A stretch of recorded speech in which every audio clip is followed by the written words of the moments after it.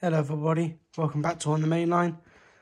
So today I'm just going to do a quick look at my camera setup, because if you guys don't know, I don't know if you will because I don't think I've said much about it, but I quite like photography, especially rail photography, which I've been getting into recently, and it is something that I would like to put on this channel a bit more now, now that I've got my own camera finally.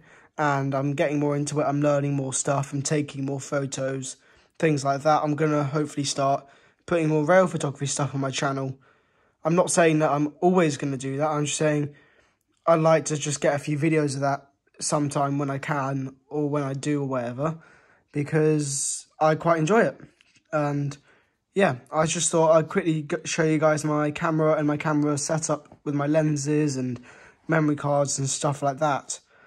So, let's get into it. So, first of all, we got this, probably the most important part of the collection, or not collection, but you know what I mean, the most important part, the camera body. This is a Nikon D700, which, if anyone here has been in the camera community for a while, or is quite passionate about photography, you would probably know that a lot of people consider this sort of a legend of the camera community, or a legend of, I know I keep saying camera community, but a legend of sort of just the world of photography and cameras in general. It's a brilliant camera. It's built like a tank. I mean, it is solid. It's pretty heavy. And it is built like a brick wall, basically. In fact, it's built better than a brick wall. I mean, it's strong, it's reliable and everything. It's just a brilliant camera. I've already taken quite a few photos on this, actually. Yeah, brilliant camera. I got this second-hand on London Camera Exchange for about £300, if I remember correctly. And I think for what I paid, it's a brilliant camera. It's quite old, actually. It's still, you know, it's a DSLR. It's not anything, it's not mirrorless or anything like that. It's an old DSLR. Quite old now. I think it was released in 2008, if I remember correctly. But I mean, it's still a brilliant camera. It's got a 12 megapixel full frame sensor, and it takes brilliant photos. Love it so much. So now let's move on to lenses. So then, for my first lens, this is a Nikon lens, obviously, because I'm using a Nikon camera. It's a 70-300 for the zoom. So it's a nice sort of close-up camera, nice long zoom. You know, especially if I'm taking stuff from further away, I can zoom a long way in, get some nice sort of zoom lens shots. Even if I'm fairly close up, I can still zoom a long way in to get a nice fine detail. If I'm taking a picture of a steam locomotive, for example, I could zoom in and get one of the sort of finer details on it.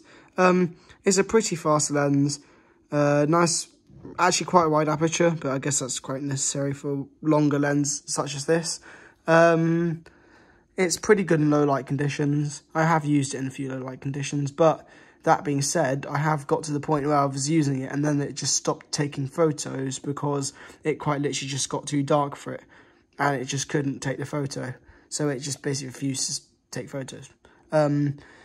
It does both manual and autofocus, as you would expect it to up here.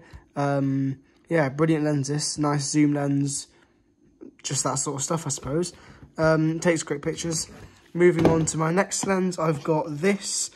This is a 28-70 lens. So obviously a wider angle lens, but still got some zoom.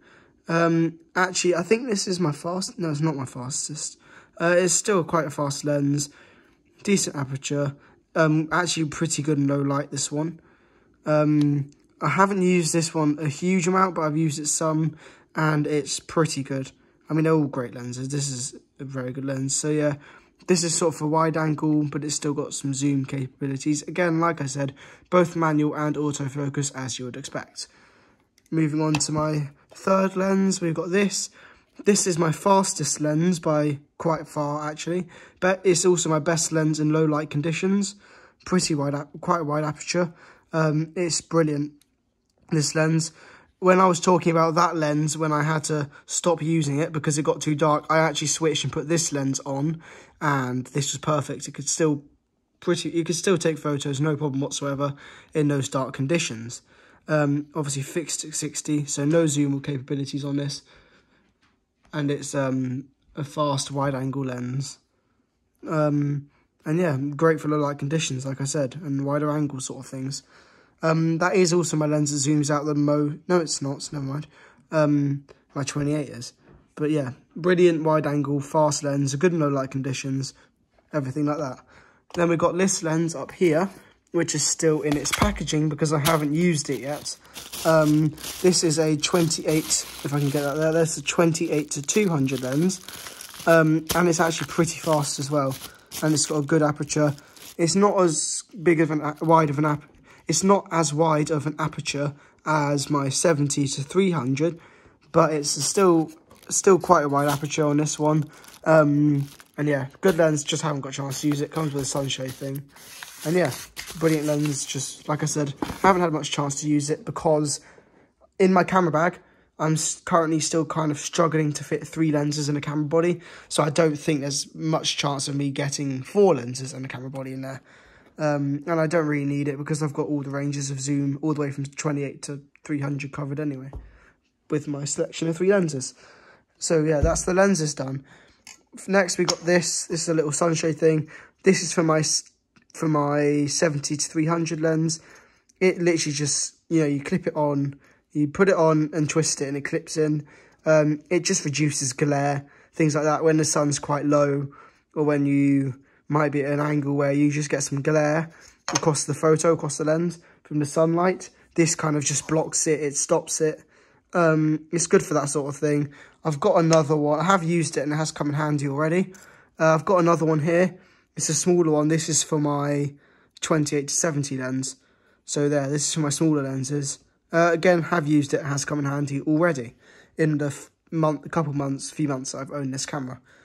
And then we move on, now we're going to move on to memory cards. So this uses compact flash cards, as some of the older, more robust Nikons do. This is if I remember correctly, it's a SanDisk Extreme, yep, it is. It's a SanDisk Extreme 3. This is a 2 GB one, so fairly small. In some ways, compact flash, as you can see. I think I've already got like a few hundred photos on that. And I've got, how many have I got left? I have 56 photos left on that one card. I've got another one here. This is another SanDisk Extreme. This is 64 GB, so much more storage. I think this one can hold, I want to say nearly 3,000 photos on it, or was it nearly 6? It was either 2.8 or 5.8 thousand photos this can hold. I can't remember exactly. It's got actually really good, really fast read and write speed, or, well, not really fast, but definitely fast enough read and write speeds on it. Same as the one in my camera currently. So yeah, these are nice. I like SanDisk stuff. They're good. And yeah, that's pretty much it. I will quickly say I've got these little lens bags, sort of things that made of leather, that I put the lenses in, which I then put in the camera bag to protect them when I'm transporting it. My camera bag's over there. It's out of reach. I'm sorry. If you would like to see it, maybe I can film a quick short of it or something. But it's just an old Nikon canvas material kind of thing, camera bag. It's a Nikon one. It's made of some sort of material that's like a cross between canvas and Kevlar. I don't really know what it is, but it's well padded, insulated, all that sort of stuff. It's protective, it's waterproof, I think. Well, it's not waterproof, but it's water resistant or something like that. And yeah, but this stuff isn't technically mine. The camera is mine. So the camera's mine, but the lenses and the shades aren't technically mine. They were my great uncle's because he did a lot of photography, sort of as, I don't know whether he did it as a profession or as a serious hobby. I'm not really sure. But yeah, he, you know, this stuff basically made its way down to my dad, and now my dad's letting me use it on my camera. I will say, although I'm a sort of beginner photographer, and this is my first camera, I'm not going for, I haven't just gone for all the gear like it looks like. I have been using cameras for quite a while. My dad's done some sort of course / degree thing in photography when he was younger. He knows a lot about cameras. I've used his camera for a long time. I've just finally gone and got my own camera. So yeah, hopefully you guys enjoyed this video of my little camera setup.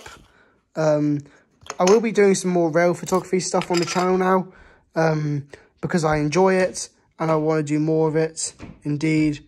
So yeah, hope you guys enjoyed. Hopefully there will be some more rail photography stuff coming to the channel soon.